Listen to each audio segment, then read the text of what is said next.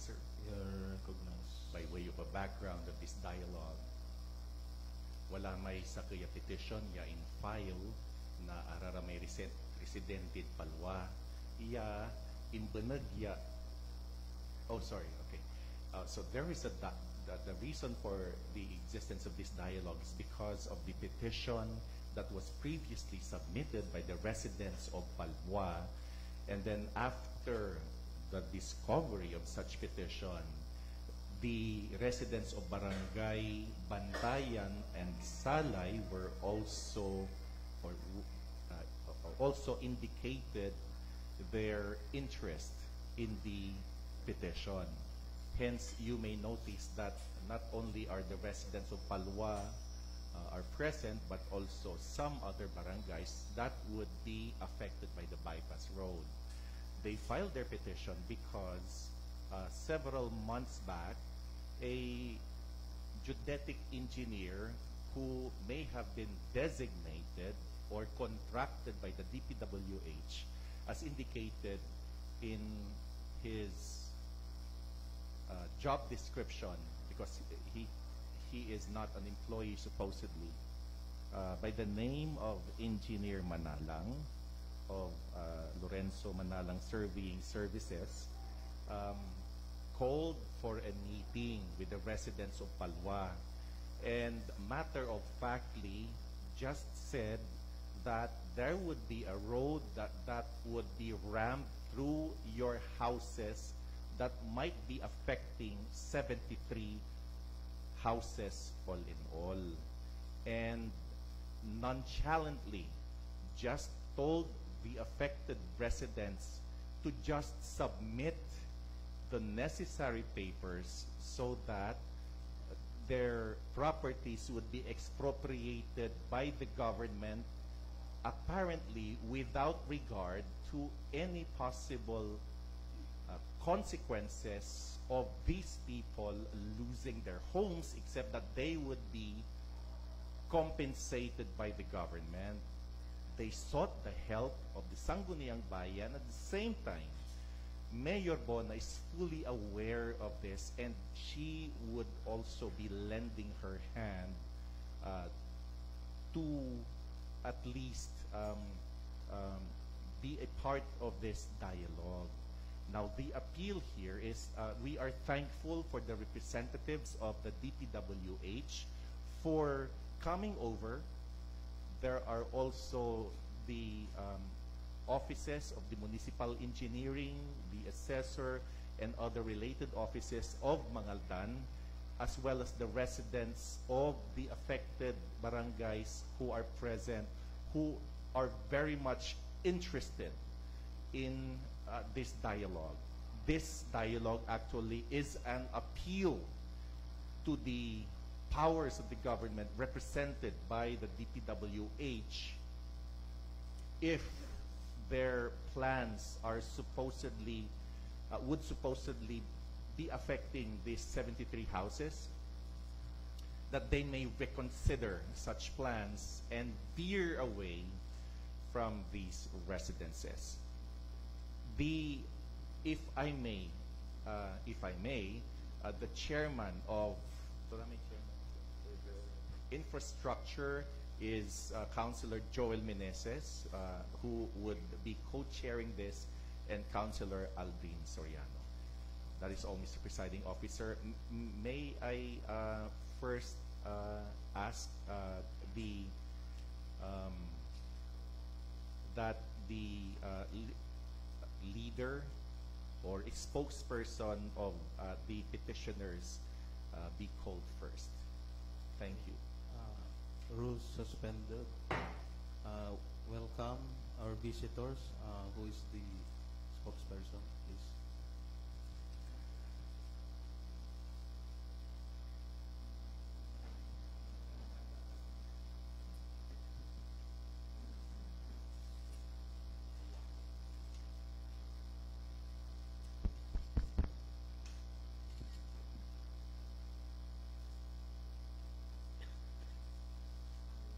Afternoon to everyone. Being the representative of our residents in Barangay Palwa, we would authorities to hear our plea to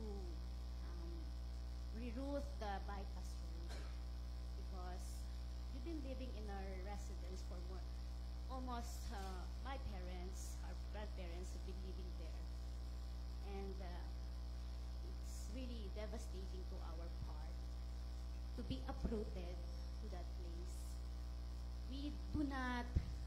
We're not against the project of the government. We believe that it's part of our progress. However, we would like to plea to you to please consider yung mawalan po kami ng tahanan, daig pa po namin ang nabaha at nasunugan. Napakahirap po. Karamihan po sa amin ay ang mga magsasaka, yung napuntar po namin yung mga gamit namin, mga bahay namin, tahanan namin mula po sa dugot pawis namin. And it's very hard on our part na madaanan po kami ng bypass road. Kaya humihiling po kami sa inyo na please pakiconsider naman po na kung po pwede po siyang ilagay sa lugar na kung saan hindi naman po tatamaan ang aming mga tahanan para po sa aming mga anak at sa aming henerasyon. Para po itong heritage na namin na kung saan dito po kami, ilang henerasyon na po ang nagdaan. Dito po kami, hindi po kami mga squatter. Pamana po na ito sa amin na aming mga ninuno. Kaya napakasakit po sa part namin na daanan lang po kami basta-basta ng bypass road. Again, we're not against the plan, but we just want to plead from you to please reconsider our plea. That's all. Your Honor. Thank you. Who is that? DPWH.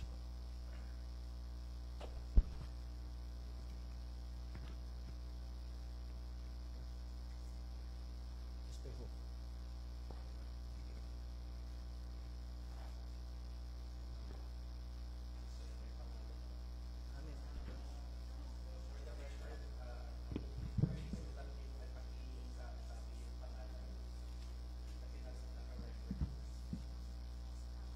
For the record, my name is Mildred Cerezo. Thank you.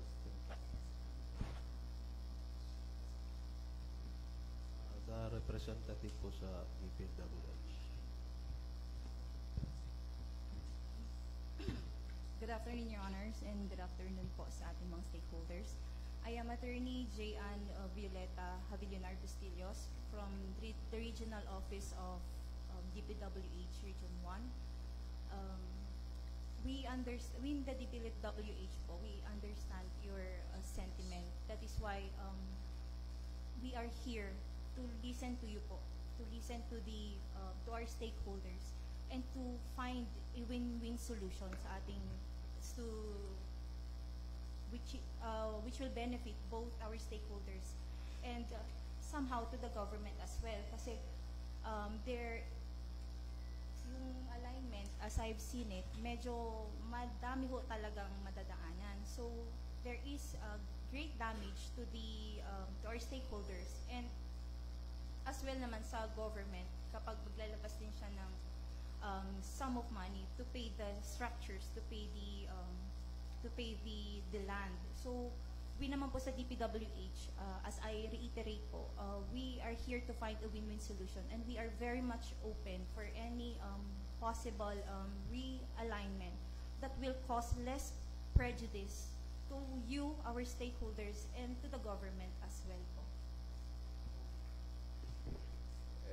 That is a very welcome statement from you, attorney, because it gives us hope. It gives hope to the stakeholders when you yourselves would consider the rerouting of these bypass roads. I have actually a copy of a part of the bypass road somewhere in Macayog, where it totally veered away from the houses and just passed through the farms in Macayog, which is a part of Mangaldan. Hearing from you, attorney, that you would reconsider, or I understand that you represent the sentiments of DPWH. Is this statement coming from you an assurance on the part in favor of the stakeholders that the bypass road as designed that would affect these houses is being reconsidered and revisited? Sir, we understand that there will be damages, but we should also understand that there are standards na designs of the roads, such as yung pong safety, yung mga curvatures, mga ganyan po. So, yung pong less prejudicial sa ating stakeholders, sa ating government, and safety rin po ng ating drivers, we have to consider that. So, yung realignment po, po namin siyang, possible kami mag-come up with a realignment, but we have to take into consideration all those factors po, sir, na magiging less prejudicial, magiging safety pa rin siya sa ating mga road users, sir. Yes, but my question, attorney, is this. Will there be a new design of the bypass road taking into consideration the standards that you have so stated that would at least give them hope that their houses would not be demolished, and at the same time taking into consideration the safety of the motorists if they would use this bypass road, which would be redesigned? I am seated here right beside our planning engineer, sir, Engineer Marvin Espejo, and he confirmed to me that there will be, sir, that we will present a new design, sir. Ay, salamat. O di mabuti, okay na, di ba? Actually, let me take this opportunity that with your statement, we are very much grateful and thankful for the way you responded to our invitation and with the statements that have given them hope that their houses would be saved. That is my piece. I understand that there are questions coming from the other councilors. Thank you very much, Attorney. Councilor Alvin. Thank you, Mr. Presiding Officer. Good afternoon to our colleagues, to our kababayan, mga Aldeños. Good afternoon. Engineer, itong proyekto na ito ay project ng national government. Is that correct? Yes, sir. Yes. Ang nagpondo nito ay under GAA 2024 or GAA 2023. GAA means General Appropriations Act. Yung pondo ng gobyerno po. Is this GAA 2024 or GAA 2023? GAA 2022, sir. 2022 pa. Yes, Okay. So sa GAA 2022, sir, yung phase na to, pang ilang phase na tong dadaanan ng highway na to dito sa Mangaldan? Actually, it's the first phase, sir. First phase pa lang. First phase, pero yung first phase is nangyari po dun sa barangay Macayog. Alright. Okay. Barangay Macayog and some part of Barangay Inlambo. Some parts of Idlambo. Okay. Sir, under GAA 2022, Excuse me, sir. Yes. Macayog lang po lang, sir. correct. Okay, makayog lang. Under GAA 2022, this is under build project pa. Is that correct?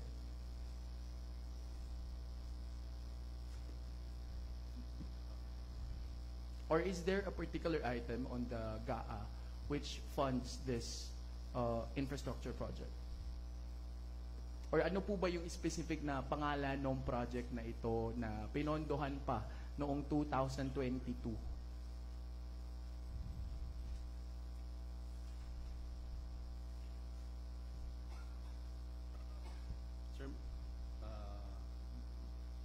title name of the project is CPAG Access Roads and or Bridges from the National Road leading to major strategic public buildings, facility, construction of bypass and diversion roads, San Fabian, Mangaldan. Okay, engineer, is that the project brief? Yung hawak niyo, yan po ba yung project brief? No, sir. This No. is the copy of the transfer from From the national government to your regional office? no, sir, from the district office to regional office. Okay, from the district to the regional office. Yes. Okay. Sir, looking at your that brief, ito yung Sipag Access Road, no? To national roads. Ano yung projection na matatapos yung project na ito? And saan po ba to yung road na to? Ano-ano pa yung mga barangay na maaapektuhan sa Mangaldan, sir? Actually, sir, itong project na to consists of 4 municipalities. Mm. Itong bypass nito will start from Lawak, Pangasinan, then will proceed to Manawag, San Jacinto, then some part of San Fabian, then lastly is the Mangaldan. Buong 4th district kasama and the Lawak nakasama sa 5th district. So, 5 municipalities, is that correct? Yes po. You mentioned kasi kanina 4, so 5, no? And yung buong 4 distrito ay maapektuhan dito. Itong road na to, sir, sa Mangaldan, ilang barangay pa yung madadaanan niya? Pwede po bang malaman? Sorry, sir, hindi ko kabisado po yung barangays. Pero alam ko yung alignment. Pero I'm not sure with the barangays. Correct. Exact We have, barangays. correct. Thank you, engineer. We have our municipal engineer. Alam niyo po ba, engineer Mini, kung saan, ano-anong barangay pa po yung maapektuhan? Good afternoon po, Your Honors. Tatlong pong barangay, Bantayan, Palwaan, Macayog po. Bantayan, Palwaan, Macayog. Palwa, and Macayog. So natapos na po yung Macayog at ito na yung sa Palwa and susunod na po sa Bantayan, no? Sa Bantayan po ba, nakita niyo po ba sa map kung may mga residente din po bang maapektuhan doon? Yes po, mga 7 po. 7 bahay o 7 Land families? or house. Okay, land or house. Okay. Doon sa 7 bahay, ma'am, or lote, or ilang bahay po kaya yung maapektuhan sa Bantayan? Nag-scout na kayo doon, no? Nag-search naman na kayo. Ilan yung bahay na maapektuhan sa Bantayan, engineer? Would you know? Sorry, sir, hindi ko po alam. Pero yung consultant kasi namin is, sir, yung may hawak ng data. Alright. So, looking at the projection, sir, kung 2022 pa yung pondo na to, at sinimulan sa Lawak, nadaanan nyo na ang Manawag, San Jacinto, San Fabian, nasa Mangaldan na po kayo. Gaano po katagal, kailan po yung projected time na matapos yung project? Since this is under GAA 2022, and alam ko naman, continuing appropriations ito. And next year kasi, 2025 na, napasa na yung GAA 2025, no, budget for next year. So, hanggang kailan, sir? Sir, hindi ko masagot kasi depende sa release nung pondo nung project, sir. Okay, correct. Because, depende sa release dahil syempre, yung contractor, merong isasubmit na accomplishment din. Tama po. Tama po, sir. Pag may na-submit na accomplishment, kung ilan yung natapos, saka ibabayad yung pondo. Tama po ba? Okay. So, sir, Mr. Presiding Officer, since andito ang ating engineer, may we respectfully ask na rin kung meron din po bang maapektuhan sa Bantayan. Nang sa ganun, kung yung pag-aaralan nila na i-redirect yung plano nila, ay baka pwedeng idiretso na rin po sa Bantayan para hindi na rin po maapektuhan yung ibang constituents doon, if feasible, no? I know meron na kayong nailatag na plano for this, but I hope, and with the statement of attorney kanina, that you will reconsider also. We're very glad about your statement, sir, no? Pero yung tungkol doon, kailan po ba natin malalaman kung saan yung mga bagong lote o kalsada na magagawa nyo ng plano? Actually, sir, yung merong naging meeting nung last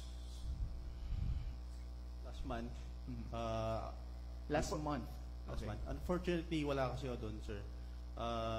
Doon pa lang sir, Sorry, nasa- sino yung sinabi niyong wala sila? Sino yung sila?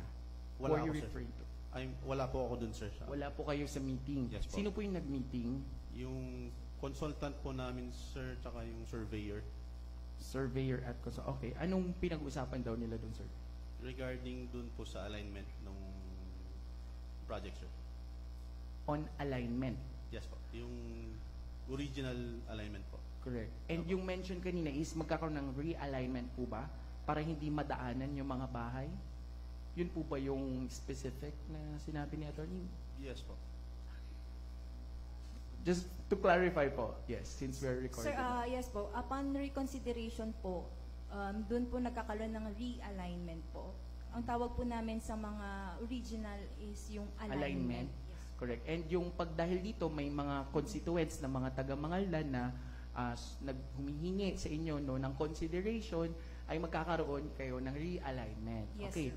So, yun po, yung mga plano na realignment, isasubmit nyo rin yun sa aming municipal engineer para makita din ba nila? Or paano po ba yung proseso doon, sir? Iprepresent na lang namin sir. Before commencing naman kasi sir, merong public consultation na nagaganap. Correct. So, before mag-commence nga po, yun nga po, Okay. i-represent namin yung realignment. Okay, sir. Ang date ngayon ay November 8. Kailan po kaya yung presentation ng bagong plano para hindi maapektuhan yung mga bahay? May timeline kayo sa projects, right? Mga kailan po kaya? Within naman. Within the month. Okay. Within naman. Okay. And yun po ay ipipresenta nyo sa public, tama? For public consultation. Tama po ba? Yung sinabi nyo kanina, after nag-going realignment, ipipresent nyo through public consultation. Is that correct? Maybe hindi sa public consultation. Baka closed door with kwan lang muna, sir. Sa municipal. Internals ninyo muna. Yes po. Okay. Pero yung napag-agrihan ninyo doon sa closed door meeting ay ipipresenta nyo rin po sa publiko. Tama po ba? Yes po. Kapag may parang na final na po. Okay. Alright. So, basta sinabi nyo, sir, within this month. Within a month, sir. Within a month. Okay. Very, okay. So, we just wanted to be specific, no, about this kasi syempre, hindi na sila kakabahan, if ever, pero kailangan natin may assurance talaga and may commitment din from DPWH na within a month ay maipipresenta nyo yung realignment ng plano ng kalsada. Tama po ba yung engineer? Yes, sir. Yes, sir. Okay. And we will be very grateful also, tama po ba, Councilor Joseph and Councilor Meneses and all of the members of Sanggunian na sumama doon sa public consultation if magkaroon po. Pwede po ba kami sumama doon, sir? Sumasagot na si attorney, yes. Yes, Your Honor. You're very much welcome po. Alright. Pero ang concern ko lang, ma'am, sir, looking at the projection ng project, hanggang kailan matatapos yung hanggang sa Bantayan na kalsada, na part ng project na to? Itong Sipag Access Road project.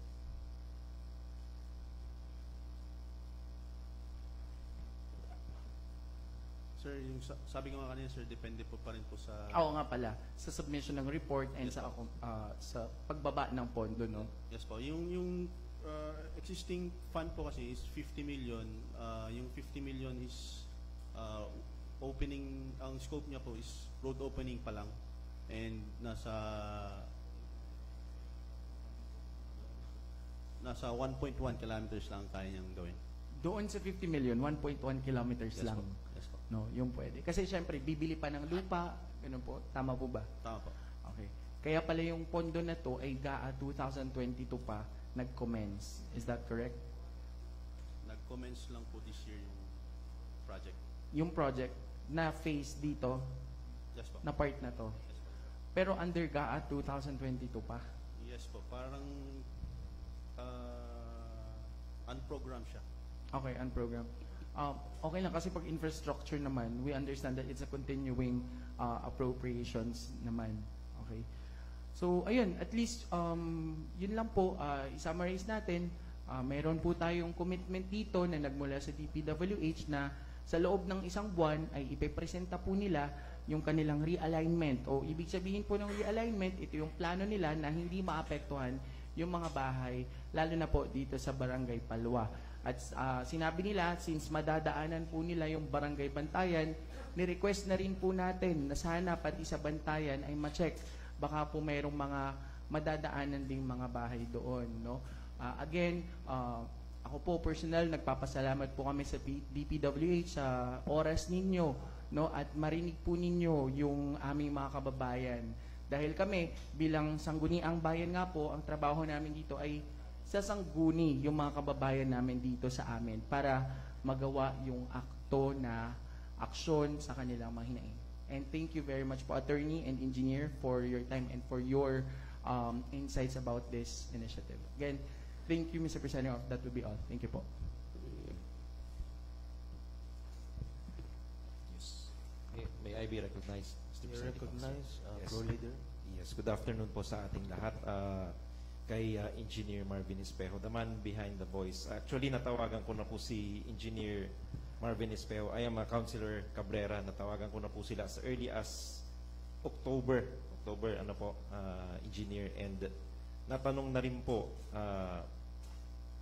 natanong ko na rin during yung October kung may possibility ba na mapalitan yung design. And again, as early as first week of October, nasabi na nila na mapapalitan yan. Now, my question is, ano yung probability po, with your assurance this afternoon na gagawa ng bagong design, with your assurance, ano yung probability na yun po yung masusunod talaga? Is that also an assurance na hindi na talaga babalik doon sa original and existing design nung daan po? Natanong ko ito because siguro follow-up question maya-maya. Yun na muna. Ano yung probability na yun talaga yung masusunod para hindi naman po masayang yung effort and time ng mga tao ngayon, especially the residents who are very much affected?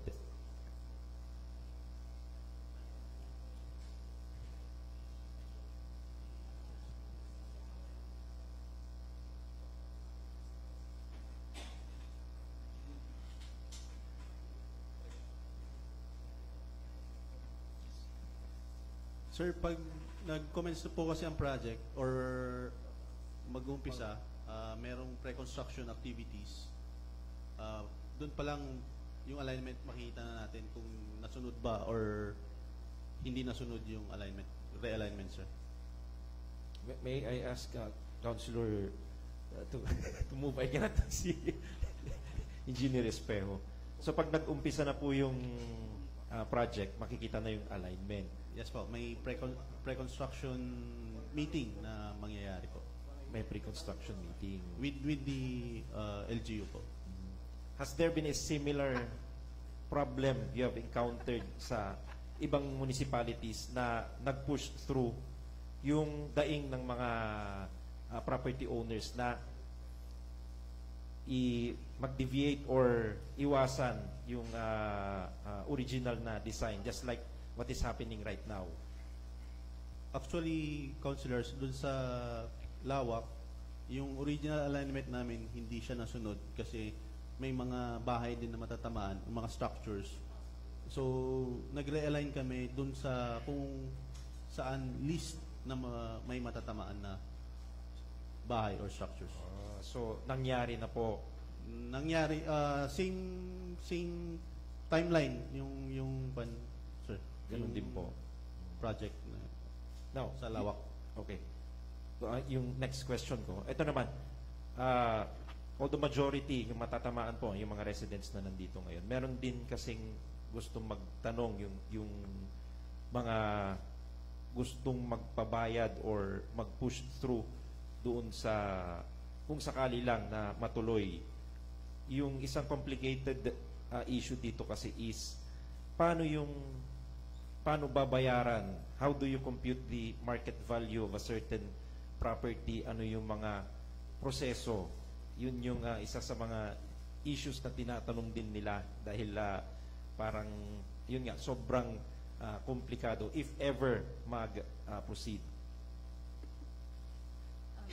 Your Honor, I am introducing Engineer Keith Manawis. He is more well-versed in explaining the payment is Good from afternoon, the Engineer. right-of-way acquisition and legal divisions. Yes.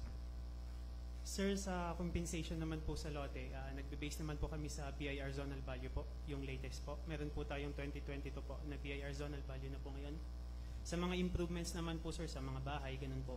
Nagbe-base rin po kami sa current market value. Kung ano po yung presyo ng hollow blocks ngayon, yun po yung gagamitin namin. Hindi yung kung kailan nila pinatayo. Sa mga trees naman po, meron po kaming valuation, sir, na nanggaling po sa provincial assessor.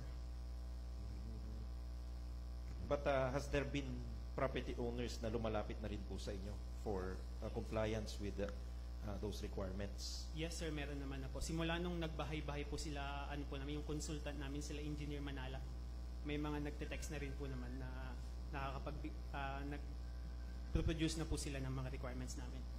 And let's just make it clear, bago po gawin yung project, unless and until hindi na ibigay yung just compensation, hindi rin gagalawin yung property. Is that correct?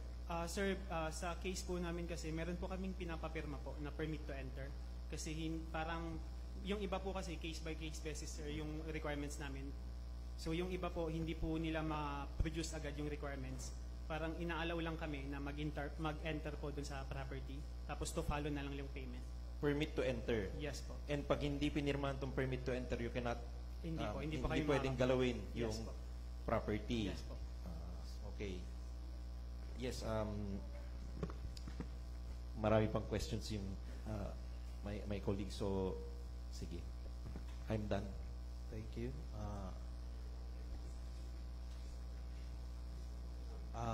Sige. You're recognized, Councilor Tom Romero. Thank you, Mr. Chair. Itong project na po, sir, may master plan po ba ito?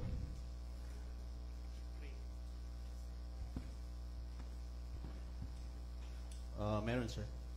Kung mayroon po, yung sabi niyong realignment, yung sa master plan, mababago din po yun. Tama, sir. Mababago. Thank you.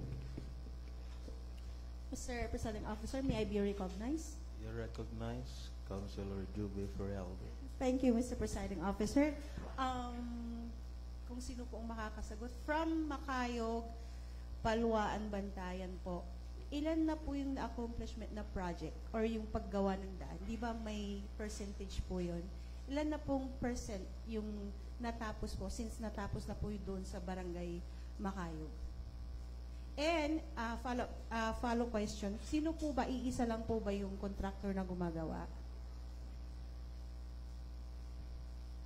Good afternoon po sa atin. Ma'am, regarding po sa sa contract natin na Makayog Mangaldan, 100% na po siya, ma'am, this October. So reported na po siya na completed, and then yes sir, Makayog Mangaldan po. Completed na po siya. And then sa Palwa po and then Bantayan, yun po yung ongoing na inaayos natin, and kung mapopondohan po siya, doon pa lang po mag-start yung bidding, and then sa ngayon po hindi pa po natin masasagot kung sino po yung magiging susunod na contractor. As ibig sabihin, from Makayog, 100% tapos na yon. Yes, ma'am. So another na naman na contractor sa Barangay Palwa. Hindi po namin masasagot, ma'am. Depende po sa sa winning ano po.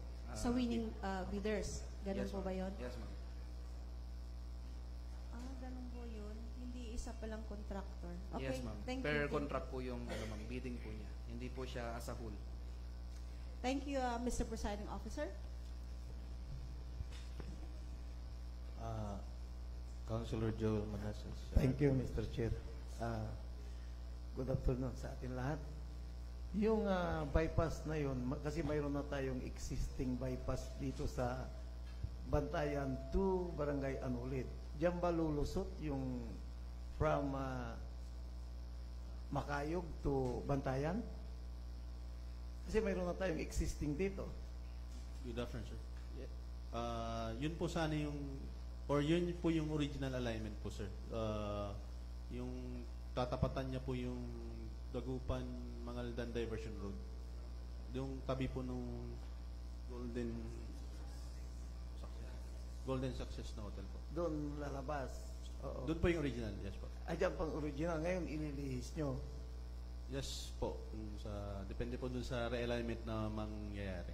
Kasi mayroon tayong ano dyan eh. Malayo na ba? Kasi mayroon tayong railroad, no? Railway. Oh. Hindi pa pwedeng kung sakaling idaan doon parang wala nang maapekto ng mga kabahayan, mga rice field kasi yan existing na yun eh. Hindi na ginagamit ng railway, ng PNR. Sorry sir, hindi ako familiar doon po sa railway. Dito doon sa location na yun, sir. Pwede bang i-check nyo yan? Baka pwedeng idaan doon. At least pag idadaan doon. Kasi ilan engineer, kasipit, ilan meters yung lapad ng railroad. I think that is almost 20 meters, 30 meters, eksakto sa sa bypass yan, di ba? Yung bypass, ilan meters yan ang width niya? Yung kwan po natin is 26 meters. Sobra pa ng 4 meters, di ba? Wala tayong maapekto na kabayan siguro.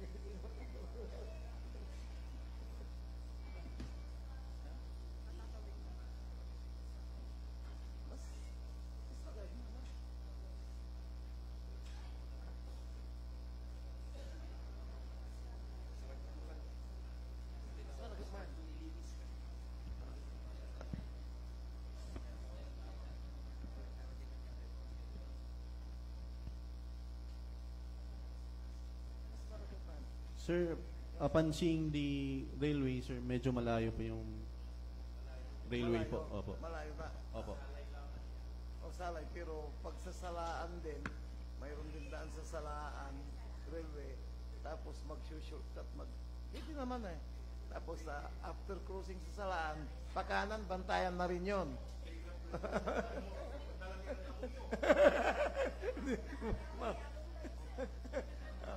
Pakicheck na lang kung alin ang mas maganda, no? Sige sir, take note po namin yun, sir. Pakicheck na lang, parang yes po. Siguro walang maapektuhan doon kasi may existing road na doon, ano? Ay maraming kabayan, pero yan ang mga squatters, no? Maraming mga squatters yun. Yan lang ang ano ko, kasi mga nandoon mga squatters. Mga squatters yung mga nandoon. At least magagamit yung government property na. Diba? Kasi wala naman sila magawa pag gagawin ng PNR yan. Wala naman magagawa kasi hindi nila titulo yung pinagpatayuan ng bahay. Ganun. Okay. Thank you po. Thank you. I think Captain Villanueva is raising her hand. You recognize po, Captain.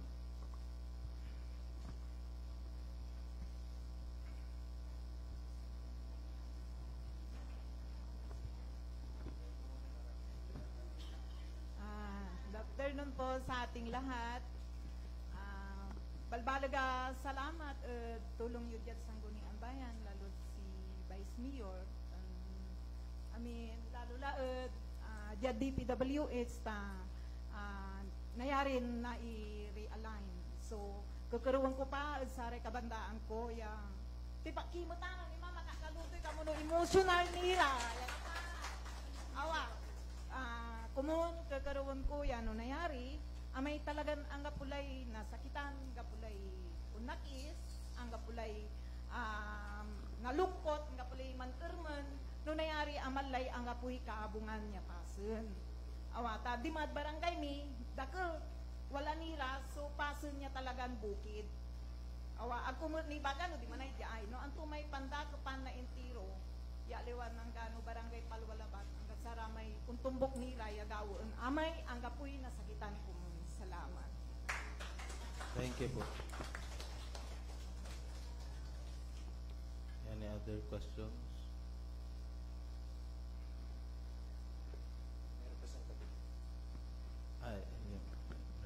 Representative.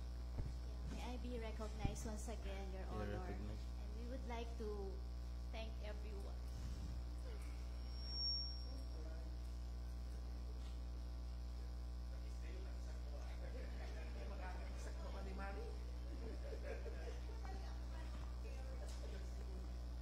Yung araw na na-receive po namin na babayaran na kami kaagad, hindi na po nakatulog ang mga kami, particularly, hindi na kami nakatulog. Yung nanay namin, hindi na makatulog.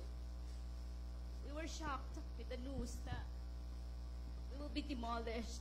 Yun na po agad yung sabi sa amin eh. Pero we are so thankful for this authorities, for everyone.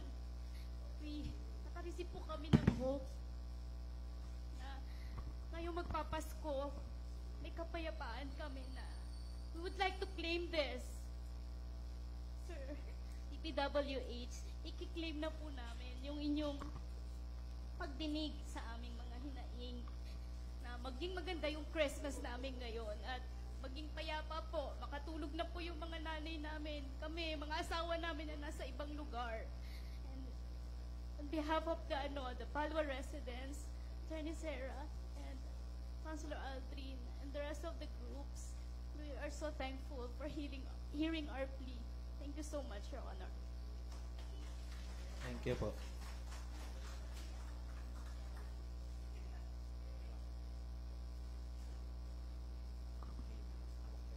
Thank you very much sa ating visitors sa DPWH po and sa engineering and sa visitors po, maraming salamat. Yes. And through Palwa. Yes, Mr. Presiding Officer, Okay. may I request for a recess to personally thank our guests. We have recess.